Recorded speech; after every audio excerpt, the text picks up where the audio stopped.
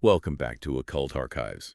We always say we uncover the mysteries, the myths, and legends behind history's most feared books. From those mystical grimoires to ancient religious texts. Secrets, too dangerous to be read. That's right. And today, we're diving deep into a book suggested by you, our listener. A book that explores the hidden meanings within dreams, myths, and psychology, all through this lens of the occult. Episode 61, Problems of Mysticism and Its Symbolism. Yeah, The Inner Alchemy of Dreams, Myths, and Occult Psychology. That's right, by Herbert Silberer. Now, this book, it might seem at first glance like a dense academic work, but trust me, stick with us. We're going to unpack it all, and I think you'll find it surprisingly relevant to how we understand ourselves, even today in the 21st century, even if you've never cracked open an alchemic text. Exactly. And the translator's preface, it really sets the stage. It starts with this really interesting comparison between fossils and what they call paleopsychology. Yeah, that's right. It's this idea that just like a fossil, it can tell us about ancient life forms. So too can the way people thought centuries ago, the forms that their thoughts took in myths and folklore. Those can teach us about the structure of the human psyche across time. I love that. So it's like we're looking for the psychic fossils. Exactly. And what's amazing is that even though the way we think about things has evolved, those core human strivings, the basic things we yearn for. Right, those haven't really changed that much, have they? No, they haven't. It's fascinating to think about it that way. Mm. And the preface talks about this concept called sublimation. It's about how this raw energy within us, these basic drives, get refined. They're transformed into something something higher, something we might even call spiritual. Right. So think of it like this. We have these primal urges, but society says, hey, you can't just act on those directly. So we need an outlet, a way to express those urges in a socially acceptable way, even in a way that benefits society. That's where sublimation comes in. Yeah, it's like our base desires are like raw materials, and sublimation is the process of refining them. Right. Turning them into something, something beautiful and valuable. Exactly, and mysticism. Yeah. Well, it's one of the ways that this urge to sublimate, expresses itself. So basically, what we're going to do today, we're gonna unpack this idea of sublimation. We're going to look at how Silberer uses this concept to interpret this central. This parable, I guess you could say, that runs through the whole book. Right. So Silberer, he really sees this parable as kind of a key to unlocking the deeper meaning of dreams and myths and how they connect to this whole idea of mystical thought. And his method for interpreting it is really rooted in the techniques of dream interpretation and myth interpretation. He sees those as all connected, like they're all speaking the same symbolic language almost. Right. Exactly. And he's really drawing on psychoanalysis here, too. Yeah, which some might say is a little anachronistic. Yeah. Applying these modern psychological ideas to ancient texts and myths. Yeah. It's a bit like using a modern microscope to examine an ancient artifact. But Silberer argues that it can actually reveal things, that even the original creators of those texts and myths might not have consciously understood, sort of like hidden layers of meaning. I like that, the hidden layers. So let's talk about the wanderer in this parable. This is a key figure, right? Yeah. And Silberer starts with a psychoanalytic interpretation of him. Yeah, right. And one of the first things he points out is this idea that the wanderer embodies this very primal fantasy of the son becoming the father, right? Yeah. Symbolically taking his father's place, even in relation to the mother figure. Right. And this journey, it's not easy. It's not straightforward. It's full of obstacles, like that the anxious passage over the narrow plank. Yeah, exactly, the narrow plank. He interprets that as a representation of psychic obstructions, like those mental blocks that we all have that keep us from moving forward or achieving something. Yeah, it's like that feeling when you're trying to do something, you know what you need to do, but there's just something holding you back. And then there's the passage over the water, which he connects to the idea of death. That's right, but it's not just physical death. You see, it's also about About moral conflict, and maybe even more profoundly about the symbolic journey back to the womb, like a return to the source, if you will. It's both an ending and a potential new beginning. I see. So it's like a death and rebirth cycle. Exactly, yeah. And Yeah. the water itself is so rich with symbolism. I mean, it represents the Stygian waters, of death from mythology, but it also represents the water of life, the amniotic fluid. Oh, wow. It's both life and death, you see. And significantly, it's associated with the color black, right? The color of death. And what about the old miller? Like Yeah. the guy who seems to be guarding information, withholding knowledge. Right, right. Well, from a psychoanalytic perspective, he's seen as the father figure, the one who possesses the mother and the knowledge of procreation. And his reluctance to share that knowledge reflects this underlying desire, in the son to take his place, to supplant him. I see. And the mill wheels, they're not just about grinding grain. No, no, no. They represent the organs of creation, the means by which new life is produced, but they also represent, on a symbolic level, the Ten Commandments, the father's domain of moral authority, the rules and the strictures of upbringing. So when the wanderer, successfully navigates that plank, he's placing himself above those rules. It's an act of rebellion. Yes, an act of rebellion, of individuation, Right. of becoming his own person. And then we get to the bridal pair, right? They're locked in this crystal prison. Right. And this crystal prison, it becomes this symbolic space where everything comes back together. Like, the white parts, the bones, and the red parts, the blood, they unite to form the bride and groom, a reintegration of the fragmented self. Yeah. And the prison itself is the container, the skin or the vessel, where this process of revivification and healing occurs. So it's like the son is remaking himself in the image of the father. Well, yes and no. It's not a literal resurrection of the father. It's more like a recreation, an improvement even. The son achieves this through his journey, and the crystal container itself, it's equated with the mill, you see, the uterus, the very source of life. And so the son marrying and milling with the mother, that's a pretty potent image. Yeah, it is. It really speaks to this renewal, to self-creation, even the amniotic fluid, the nourishment of the fetus. It's all there symbolically. And, Silberer even points out the infantile sexual components that are at play here, like the exhibitionism, symbolized by the glass covering the procreation mystery. And the task with the fire that's given to the wanderer, that's a common dream symbol for love and passion.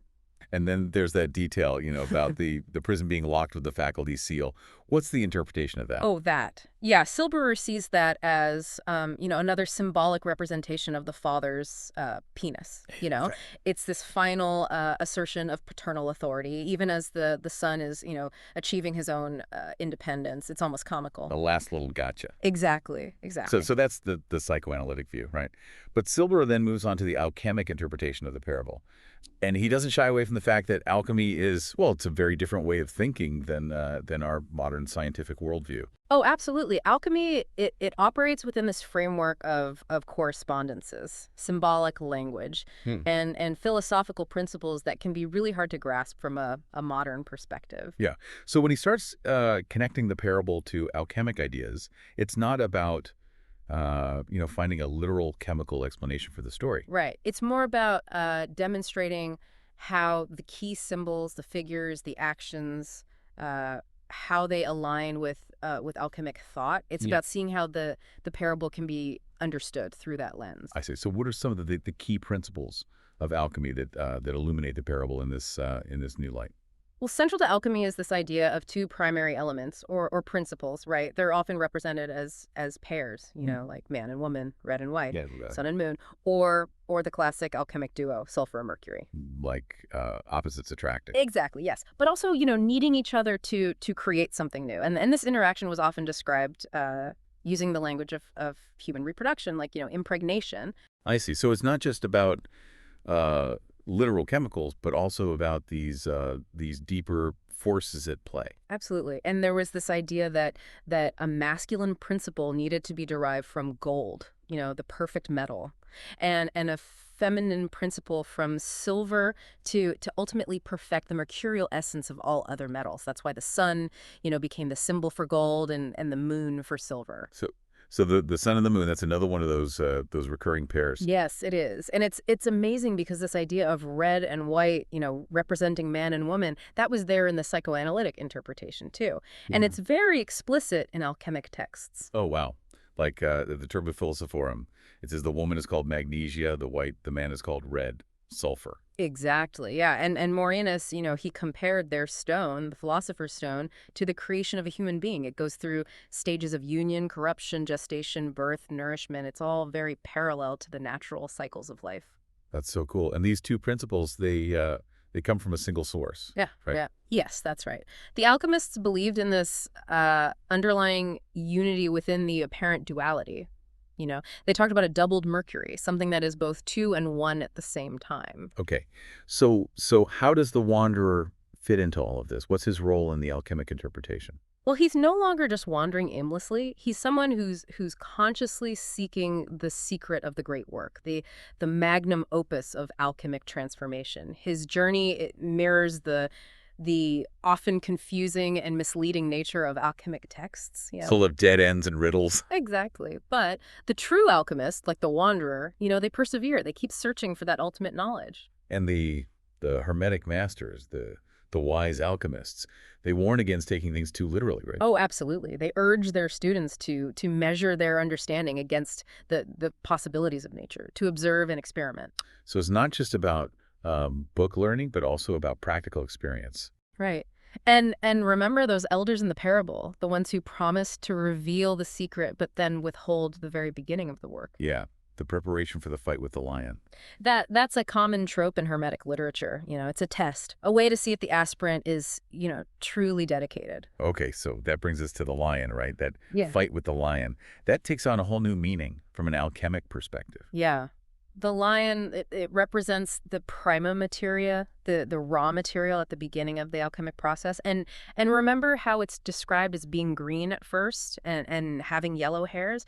That signifies the eventual outcome, the gold, the projection onto base metals that will eventually turn them into gold. Both literally and metaphorically, right? Exactly. And this green lion, it has to be overcome, killed even, to transform into the red lion, which represents the philosopher's stone. So the lion is the obstacle. Yeah, it's the obstacle, the initial state that has to be transformed. And it's often equated with the dragon, which is another common symbol in alchemy. So we have this interchangeable symbolism, again, lion, dragon, father figure. Right. It's fascinating how these symbols, they reappear in different contexts and take on these different layers of meaning. It's like they're all pointing to something deeper. Yes, exactly. And remember, Berthelot, the scholar, he talked about the dragon as the guardian of the temple. And Flamel, the alchemist, he interpreted the two dragons as representing sulfur and mercury. The warm and dry and the cold and wet, the sun and the moon. Duality within unity. Oh, wow. And those dragons, they're the ones guarding the golden apples, right? Yeah, the golden apples of the Hesperides. And that myth, it connects to the idea of dismemberment, too, which, remember, we saw in the psychoanalytic interpretation. And then there's the myth of Hercules, strangling the two serpents. It's all connected. Okay, so after the fight with the lion, what happens next in the alchemic journey? Well, the wanderer, he encounters these slovenly workers, right? And they represent the alchemic quacks, the ones who don't really understand the true principles of nature. The fakers. Yeah, the fakers. And then he comes to this garden, and this is one of the rose gardens that alchemists talk about. It symbolizes a stage where the red and the white principles need to be brought together. Like a chemical marriage. Yes, a chemical marriage. And the wall that separates them, it has to be overcome. In the mill, it reappears here, too. It does, and it still represents trituration, the grinding down, but it also takes on the meaning of fermentation. And there's this idea of ferment, which is like a catalyst. It makes the physical body more porous to the spirit. And Rulandus, the alchemist, he said that ferment is, it's like the stone itself, but it also involves gold and mercury, all very interconnected. Wow, so it's not just about the physical process, but also about the spiritual one. Right.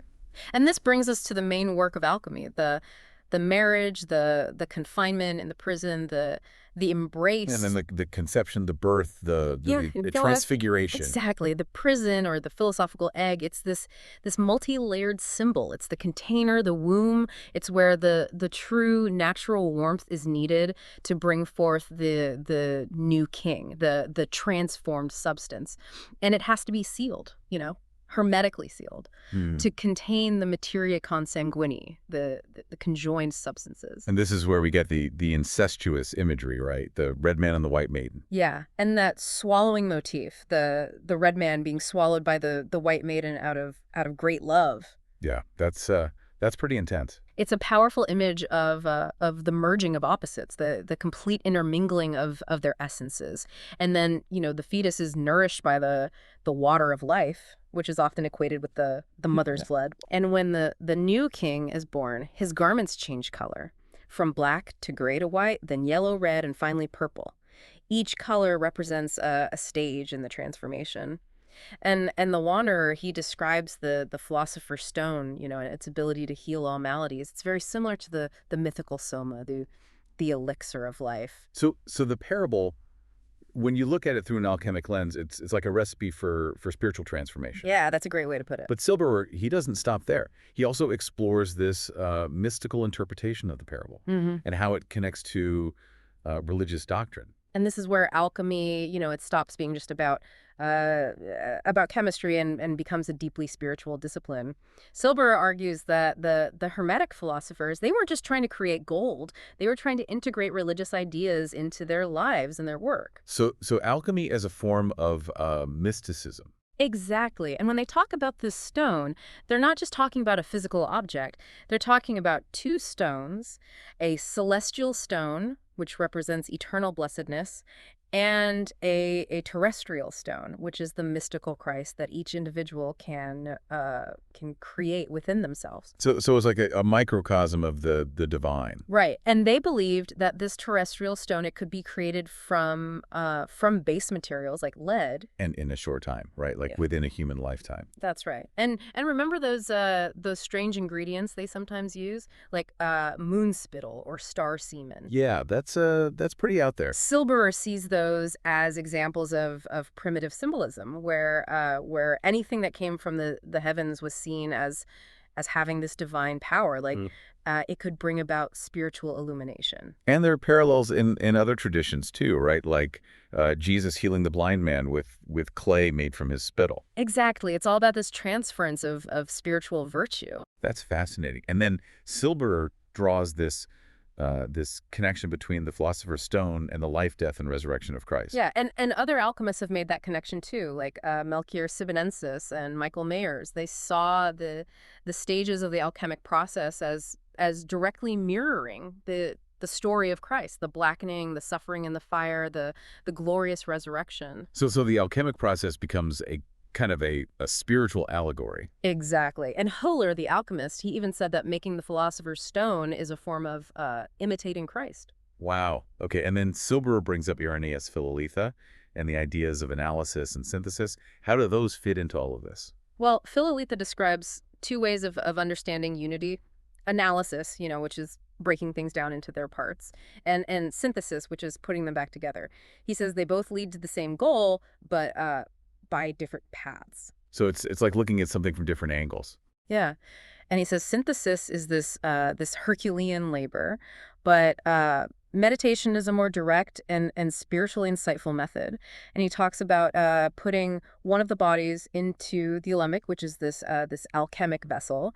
It's a metaphor for subjecting the soul to intense thought and study. Like refining it with the fire of intellect. Exactly. And then you do the same with the other body, and finally you unite them. And Silberer connects this to the wet and dry ways in alchemy and to the concepts of Samkhya and yoga in Indian philosophy. It's amazing how all these different traditions seem to be speaking to the same underlying truths. It really is. And throughout all of this, there's this emphasis on the importance of moral behavior in alchemy. Mm-hmm. It's not just about the technical skills. It's about purifying your character, renouncing pride and worldly attachments. So it's about inner transformation as well as outer transformation. Yes.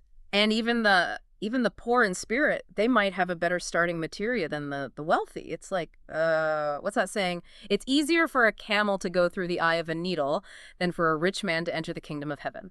Yeah, exactly. And Rolandus, he defined alchemy as the separation of the impure from a purer substance, which applies to both the physical and the spiritual realm. So why all the secrecy? Why the obscure language? Well, there were several reasons. First, there was the fear of persecution from the church. You know, they didn't want to be accused of heresy or witchcraft. Right. And second, they believed that this knowledge was dangerous if it fell into the wrong hands. Yeah, it's like with great power comes great responsibility. Exactly.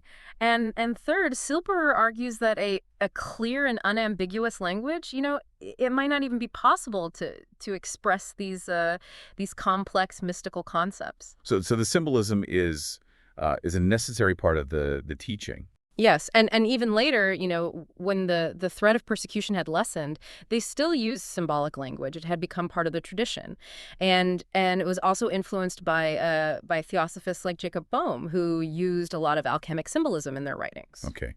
Now, Silber also talks about the connection between alchemy and Rosicrucianism and Freemasonry. He says there's a psychological interrelation between them. What does he mean by that? Well, he says that that there are superficial connections, you know, through historical accounts and legends, but the real connection is deeper. It is at the level of the psyche. They share this use of symbolism and ritual, and he says that Freemasonry, it was drawn to Rosicrucianism because of these psychological trends. Like a shared unconscious. Yeah. Like they were drawn to it instinctively, and he says that both traditions have these structures that tap into religious and spiritual content, even if it's, you know, hidden behind all the symbols and rituals. And he even suggests that the object of religious worship can be a symbol of the libido. Oh wow, that's a pretty bold statement. It is, but he also says that that if that libido symbol is too obvious, too direct, it can lead to misunderstanding and even perversion. Right. It's like you need the right container for that powerful energy. Exactly, and he says that the driving force behind both Masonry and alchemy is this dissatisfaction with the current state of things, this longing for something more. Okay, so we've looked at the parable through all these different lenses: psychoanalytic, alchemic, mystical. How can one text have so many interpretations? That's the problem of multiple interpretation, right? And Silberer says that the parable is like many alchemic texts, it's meant to be understood on multiple levels. It contains instruction in higher alchemy and as an introduction to a mystical religious life. And he even thinks that the external setting of the parable reflects the Rosicrucian tradition. So the author might have intentionally woven in these multiple meanings. Yeah, and he points to certain elements in the text that suggest a hermetic theosophic interpretation. And that interpretation, you know, it often aligns with the ethical ideas that come out in the psychoanalytic reading. Right, like the Wanderer as a dragon slayer, is like St. George or even the Buddha. Exactly, and he even sees the events in the parable as symbolic trials, like overcoming the elements. The lion is earth, the cloud wall is air, the mill and the flood are water, and the heated vessel is fire. And the old miller, he can represent God, and the 10 mill wheels. The 10 Commandments, or maybe the Sephiroth and Kabbalah. So it's like this really intricate allegory. And you mentioned that that dream interpretation could be connected to the parable, like the dream about the dirty feet. Yeah, the dirty feet in the dream, they represent stinking sins. And the conductor is like death or Hermes. The wheel room is the wheel of criminals. And the water is blood. And that detail about the dirty feet stinking, it's like the rotting bridal pair in the parable. Oh, wow. I never would have made that connection. And the conductor in the dream, he's like the substances in alchemy that putrefy and release bad smells. All about purification, right? Getting rid of the impurities. Exactly. And Silberer, he says that these different interpretations, they're not necessarily contradicting each other. He sees 3 levels of interpretation: the psychoanalytic, the hermetic, and the chemical. And this capacity for multiple interpretations, not just limited to the parable, right? It's also present in art and mythology. Yes. He even uses examples from Grimm's fairy tales, like 6 swans and 3 feathers. Oh, cool. Like, how can you interpret 3 feathers in different ways? Well, from a a psychoanalytic perspective, the king is the father, the sons are different aspects of the self, and the princess is the mother. Okay. But from an anagogic perspective, the king is humanity, the sons are body, soul, and spirit. The carpet is the best way of life. The feathers are principles. The secret door is the mystical life. The toad is the great mother. It's amazing how the same symbols can take on these different meanings. So it all comes back to sublimation, right? Yes. And this is a concept that Freud talked about, but it was also present in earlier hermetic writings. It's about refining our base impulses and directing them towards something higher. Turning lead into gold. Exactly. Yeah. And this happens both at the level of society and at the level of the individual. And mysticism, it's a direct attempt at sublimation. So our desires, they're not just suppressed, they're transformed. Right. And Araby, the mystic, he said that love is the same essence, but it can be directed towards different objects. And religious and mystical practices, they provide a framework for sublimation. Like giving us a path to follow. Yeah. And if we look back at the parable, the psychoanalytic interpretation shows us these primal desires being acted out. But the alchemic interpretation shows the father becoming the son. It's like a recognition of something that needs to be overcome. And Silberer talks about the 7 planets and metals in alchemy. How do those relate to all of this? Well, he says that they represent different powers or impulses within us. They can be seen as astrological influences or as alchemic components. Okay. And they need to be refined and sublimated. And he gives this hierarchy of powers from the divine mind down to human faculties. So there's this cosmic dimension to it as well. Absolutely. And he connects each power to a planet and a metal. And he contrasts the titanic or destructive aspect with the anagogic or transformative aspect. Like Saturn is destruction, but also introversion? Yes. And he talks about Paracelsus and the sidereal body, which interacts with the stars during sleep. It's all about this inner work, and he says that external rules become internalized as psychic constraints. So society's rules become our own inner limitations. Right. And habit makes those limitations feel comfortable. So the work of alchemy is about overcoming those inner conflicts by turning our aggression and desire inward. But this introversion, it sounds kind of scary, like descending into the abyss. It can be. Silberer warns about that. He says it's not a game. It's a serious undertaking. And there's a choice to be made, right? Yes. You can either reach the mystic goal or you can lose yourself in the labyrinth of the inner world. And he talks about the libido sinking into the own depth. It's like encountering the world of the child, the unconscious. And that can be very seductive, but if the libido gets trapped there, it can lead to a kind of psychological death. So you have to be careful. Yeah.